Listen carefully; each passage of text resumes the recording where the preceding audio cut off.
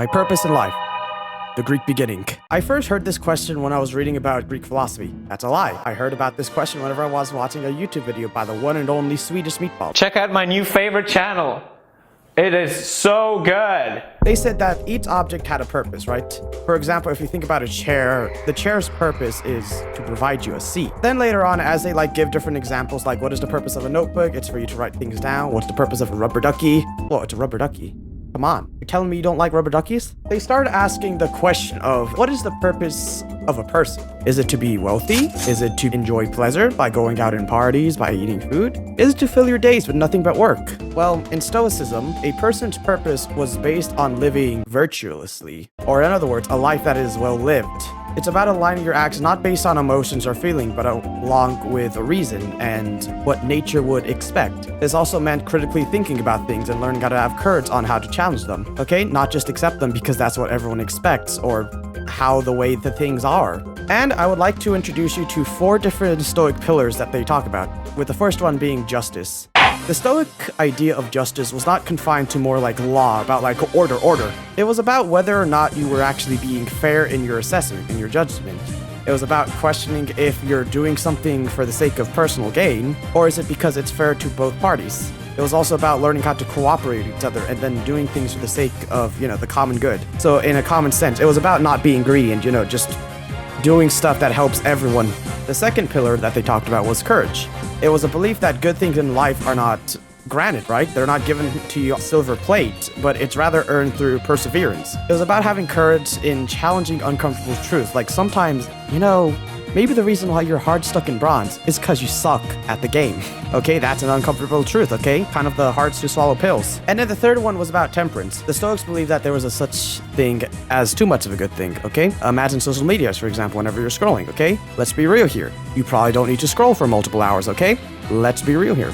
Okay, learning how to not indulge in the same thing over and over again because you become reliant on that thing as a way for you to be happy. And now finally, the final pillar. Wisdom, or prudence, as the Stoics say. It was about knowing what's in your control and what wasn't. A more extreme example of this I remember learning is that, you don't actually control 99% of things. If you even think about it, you don't even control your own body. And we even have a thing in science or biology called involuntary muscles, which are, by definition, muscles you can't control. And they believe that the only thing that you can truly control is how you react. What? You're telling me that, instead of getting mad at being stuck in video game, I can actually say, oh wait, maybe I suck? I know. Crazy. Second, the yogis, who were not Buddhist apparently, which I learned as making this script. Who would have thunk? Now let's talk about the yogis, okay? They're actually older than a lot of things that have been founded. They're even older than Buddhism, which has been around a while and might be older than Hinduism. It was about pure awareness or consciousness. Okay, that was your true self. Imagine looking at a sunset, right? And how you don't really have any thoughts going through. You kind of just enjoy the sunset. That's what the yogis thought is, well, your true self. Viveka, or, however they pronounce it, was the ability to discern what's real versus unreal, what's lasting or fleeting. So, imagine pleasure. Pleasure like buying new shoes and stuff similar to that. That's considered a fleeting pleasure. While personal growth, like learning how to pick up a new skill, is lasting, something that sticks with you. Another thing they thought about was detachment, or vergiyas. Hold on, let me get my mom to pronounce this. Variga?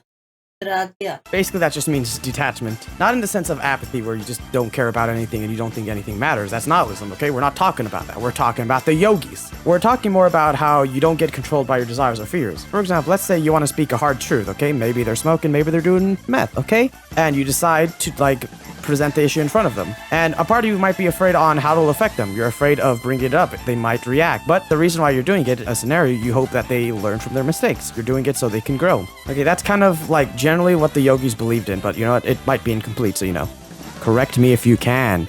Doubt any one of you in class actually know what the yogis are. I'm gonna be real with you. My spirit soul, doth thou heal? What helps me emotionally? One of the things that helps me emotionally is whenever I'm being helpful to someone, whenever I'm helping someone out, whenever they're struggling with something emotionally and I'm able to be there to listen to them. But another thing that I feel helps me heal my spirit is doing something that just requires all of my attention, something I can get invested into. I think you can kind of see it as more of an addictive type of personality, but It's just something I enjoy doing. So I guess in a sense, it's more of a double-bladed sword. But an example of something that I really enjoy doing is video editing. I love just trying to, it's not even about like cutting the clips together. It's about telling a story. It's like a way for me to creatively express myself, okay? Mainly, I've done like different types of content. I've tried psychology. I've tried gaming videos. I've tried even just John Psychology, a character in my show. And it's something I enjoy. I also enjoy rambling a lot about things that a lot of people don't care about. I just enjoy doing stupid ideas. That's something that helps me heal emotionally. And editing also, like, even though I said it's like about the story, there's also another component to it that I forgot to mention, which is like the tinkering side, like trying to adjust all the settings, trying to find out like what works the most. Okay, trying to find out what OBS to use, finding out what editing software, like should I use DaVinci, should I use Video Film, should I use Filmora?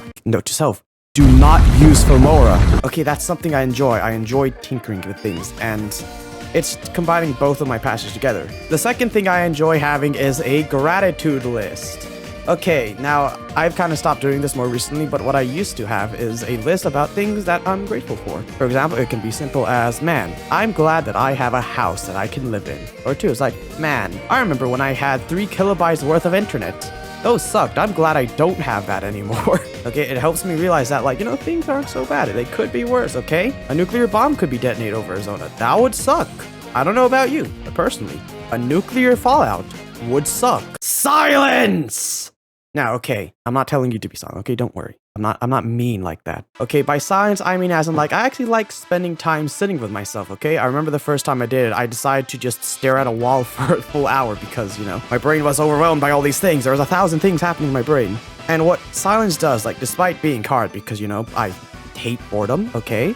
Boredom, I think, is pretty cringe. It actually, I think, is one of the most direct ways you can actually learn how to sit with your emotions, right? Because think of it like this. You're not being distracted by different stimuli, right? You're not being distracted by, like, emotions that come from that stimuli. You're only focusing on that emotion itself. And what it does, I realize that the more you sit with it, the weaker its kind of grasp and pull is on you. And the more times I've done that, I used to do it daily, like 20 minutes every day. I realized what it does, like, things that used to bother me, kind of, there's still a problem, right? Obviously. Okay, they still affect you. They're still important, but like, it doesn't matter as much anymore. I don't waste energy on it. It's kind of, imagine it as an energy vampire that just saps your resources, and instead it just turns into something that's like, okay, that's something to think about and to worry about, not something for you to, like, you know, lose your hair over. And I think, like, in turn, the more time, it's generally like the more time you spend with yourself, the better you understand yourself, and the more, you know, the more control you have over yourself in general, okay? It just removes that out of control feeling that I think many of us has. The 4 stages. Yes, this is educational, this is not personal, but you know what? This is my video, and I decide what I want to do, okay? Now, one of the most effective ways I found with dealing with negative emotion is, okay, get ready, is simply dealing with it early. So, let's just say you stubbed your toe. It hurts, as it should, unless you're one of those people who don't feel pain. Then it doesn't hurt. But if you do feel pain, then instinctively you'll feel hurt. This is what we call the first initial impressions. This is what the Stoics considered, you know, pretty natural, you know? Pain is a way to protect us. Emotions are there to keep us safe and, you know, survive. However, here comes the second stage. Once you start saying, that was painful, I hate how this always happens to me. Now you're starting to add judgment calls. You're no longer observing your emotions. It's no longer just initial reaction. Now you're either consciously or subconsciously, you're starting to add judgments upon that. So in a sense, you're catastrophizing it, making it worse than it is. Then comes the impulse. I'm gonna punch that thing. Now you're being pushed towards a specific reaction, okay? This can come from like a sense of ego, you know, like saying, how dare it hurt me? You know, anger, vengeance, a righteous anger. You think the world's just done you dirty. You think the world's after you now. However, step 4 is when it's at its highest, okay? I'm furious. This thing dares to hurt me? Now you're fully in the emotion. At this point, it's basically like the point. I wouldn't say the point of no return, but it becomes very hard to disconnect. You know what I mean? Whenever you get so angry, you don't care. Road rage. Okay, imagine road rage. A basic rule that the Stoics basically said is like the stronger the emotion, the harder it is to go into a cool state of mind. Okay, the earlier you do it, the better it is to, you know, take control of the situation. The mind. Whoa. Okay, before we get anywhere, let me just tell you something essential, okay? I don't believe that it's either a human living a spiritual life, nor a spiritual being learning to live a human life. Okay, I personally like how the yogis viewed it in their models, because it's more about unity and about 3 parts of yourself working together. So, I will replace my mind with instead the yogic view.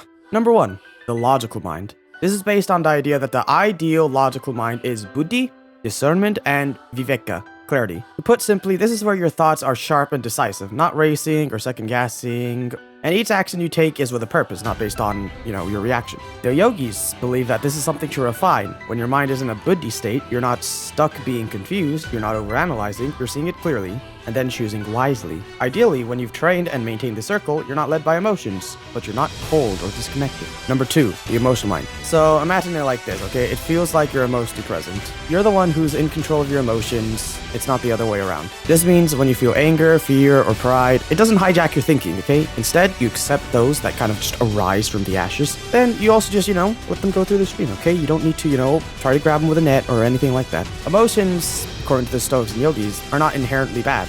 Of course, they serve a purpose. But remember, they become harmful whenever we start to cling to them or we start identifying with them. Remember the stage 4 model? You didn't.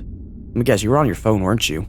You weren't paying attention. It doesn't matter, I don't care. Through practices such as mindfulness and awareness, using it as a way to detach ourselves from external things, we learn how to use them fully, but not to become them. So what does that mean? You observe the emotions, but you don't do things because of emotions. Okay? Once you learn how to control the emotional wheel, you're responsible now. You're not reactive. You're in tune with your emotions, but you're not being tossed and turned by around, said emotions. 3, the spiritual mind. This is more about understanding your duty and everything you can stick with it. Similar to the purpose we talked about earlier. This is understanding your duty and doing everything you can to stick with it. Okay, remember how we talked about purpose? What's your purpose in life? Okay, that's kind of what duty is in this context. It's about where you do something meaningful, even if it feels difficult. It's not exactly about being productive, it's about having integrity and feeling as if you're connected to something deeper, a purpose for, what you're doing, why you're doing it. This is the belief that your true self isn't your personality, your moods, your titles. Those are mantles based upon true self, the observer, the one who looks at the sunset, the one that just observes and sees everything comes along. When you're in tune with your purpose, you're what the yogis call living by dharma, the right way of being for you. Now, of course, everyone's dharma is different, and you have to discover what your dharma is. This, of course, does not mean you're perfect, okay? It simply means you act based on, your deeper values and, you have a sense of purpose and character. And theoretically, once all of these 3 circles are perfectly balanced, okay? Once they all overlap, your minds are clear, your emotions are calm, and you're doing your purpose.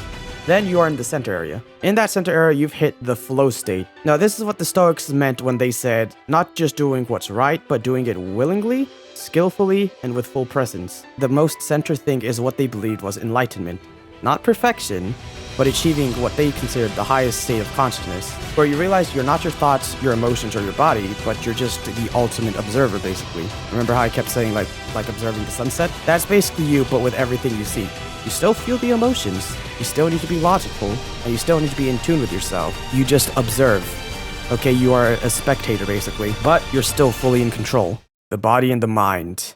Number 1. The connection between the mind and the body. The body and mind are connected. I don't mean that abstractly. In the medical field, arthritis is considered biopsychosocial. The reason why is that things such as stress will make arthritis worse. This is because of cortisol, which is a stress chemical, increases pain sensitivity and worsens physical symptoms. This is true for everyday emotions. Anxiety will cut blood to your stomach and transfer it to the muscle and brain when in a fight or flight response. Chronic stress will reduce your immune system's effectiveness in repairing cells and tissues, meaning if you get a cut, it'll take longer to heal. It also reduces the body's ability to fight against disease. Number 2, the body and the mind are not the same. However, that does not mean that the mind and the body are the same, only that they are connected.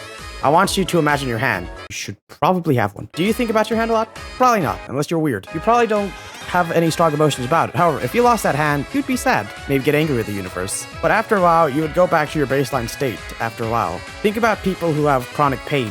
While they have a lot of pain each day, they can still achieve a sense of happiness despite it. And if you want an example, think about Stephen Hawking. Despite having ALS, a progressive neurodegenerative disease, doctors said he had 2 years to live, but he lived more than 50 years. A testament to, remarkable inner strength and determination. His mind was still sharp. Despite losing his ability to speak, he is still one of the most influential scientists of the 20th and 21st century, and kept a witty sense of humor. In turn, in his words, although my body is very limited, my mind is free to explore the universe.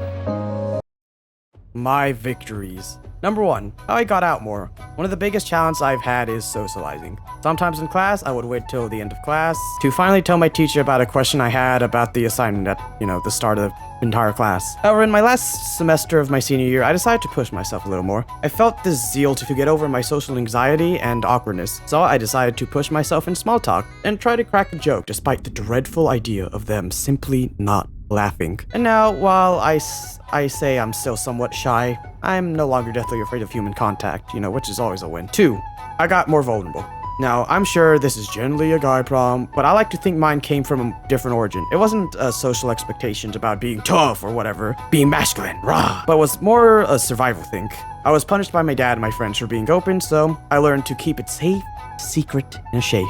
A safe? What? So I learned to keep it secret in a safe. However, after the age of 14, I decided I had enough and I just couldn't care less about what happens. So I decided to take time learning how to speak my flaws and being emotionally available, and learning how to say those flaws casually, because it doesn't matter much on what people think, and also, I just think it's dishonest to judge someone for being open about something, when the reason why you don't open up is from fear. Now, courage isn't always obvious like fighting a bear or something, right? Okay, as I said earlier, it's as simple as doing something despite that fear. After all, if you never felt fear, then you can never have courage. Yo, Alexa, you wanna shut up? And now, I like opening up. It's a great way to see what's in people's minds, and myself's. See how we relate, and now it feels more like a game rather than, walking on a tightrope. My favorite life quotes. Okay, I have a bunch, bear with me, I know this video's long. It isn't the things that upset us, but our judgments about them, by Marcus Aurelius. This quote helps remind me that nothing in life is inherently made to provoke emotions. Our perception and reality are what decides what is good and bad. The reason why things affect is because that's how we label them. Earlier I said that some things naturally provoke emotions. If a ship's sinking, then of course you'll be afraid. However, whether you decide to catastrophise it, meaning you whirl it up in your head to be a tornado, then you make it worse. Remember the 4-stage model I talked about earlier? This quote is something I say in my head, which helps me take a step back and realize that it's not the end of the world. It is what it is. Don't worry about it. Second quote. This one's a little harder to say, okay, so forgive me. Do not spoil what you have by desiring what you have not. Remember that what you now have was once amongst the things you only hoped for. Epicurus. I remember this quote because I am someone who likes to do big things. Someone who loves to do something that, feels like that really matters. But I think the problem with that mindset is that we gloss over what we have now. If you look at wealthy people, you'd think that they'd be happy, but from what I see, they always want more, and they get more, but then they still want more, and they get more. They're just never satisfied, are they? This doesn't mean not to be ambitious, but rather to learn how to be content with the things you have while still striving about growth. Remember, if you never grow, you become stale. I think this is true for everyone. We think about what we want, but once we get it, how much time is really spent appreciating it? This goes back about learning gratitude, and once I learned to appreciate, I no longer try to achieve a goal based on needing to be more fulfilled, because now it helps me fulfill my purpose, which is a longer lasting fuel. So basically, I'm not trying to achieve a goal for external things, I'm doing it for me. It's better to travel well than to arrive. The Buddha. This quote is about learning how to appreciate the journey. It's something that a lot of people say, focus on the journey, not the destination. But I think that often misses an important part on why. It's not just about being present, it's learning to stop chasing an end goal, especially when that chase leads to burnout. I think this is most obvious when you travel. Everyone wants to see and do as much as possible, but in the process, they often sacrifice the quality of their experience. It's a common sentiment people returning from trips actually had. They wish that they slowed down, they wish they took more time to take in, they wish they had better quality, not quantity. I remember feeling exactly that when my parents dragged us, sometimes literally, around Singapore and India, trying to cram as much as possible. Meanwhile, I would have been just perfectly happy, taking my time and soaking it in. I like the Singapore Zoo. Those birds are terrifying. I don't need to do 1,000 things in a day to be happy. The only true wisdom is knowing you know nothing. I love this quote because for me, the number one thing I value is humility. One of the most important lessons in life is realizing that you will never truly know everything. And no matter how skilled you are at something, you don't have all the answers. This mindset I see as a foundational pillar because if you can never learn, if you think you know everything, you become stagnant, you stop growing. It's like your character is set in stone, unable to bend or adapt when the winds shift or when the life's tsunamis come crashing down. Humility keeps us flexible, open, and ready to change, no matter how much we think we've mastered. My aha! Number 1, the idea of good and bad. I think one of the most important aha moments I've had is realizing that there's not really a such thing as good or bad. We as humans, I know we love to categorize things and turn everything into kind of black and white. This is bad because of this is good because of that. But I think the truth is that everything can have both light and dark sides. Take wealth, power, or fame, for example. On one hand, they can lead to harm. Wealth can encourage exploitation, fame can sacrifice privacy, and power can lead to corruption. But that doesn't make them inherently evil. These things can also bring about good. Financial stability can provide happiness. Fame can raise awareness for important causes, and power can bring about social change. Think about abolitionist movements in America. Think about Martin Luther King when he made a speech. The key here is that context matters, and so does the way we respond to these things. It's not about whether something is good or bad, it's about how we navigate these complexities and what we do with them. Ultimately, it all depends on you. how you manage your relationships, your desires, and how you make meaning from what life throws your way. So, in other words, nothing can truly be good or evil, but there can be net positives and net negatives. And sometimes you have to do a little evil for a lot of good. That's just the way the world works. Who decides that call is a different story, though. Number 8, my journal entries. Nah, this video's long enough. 25 minutes? Nah, I ain't having it.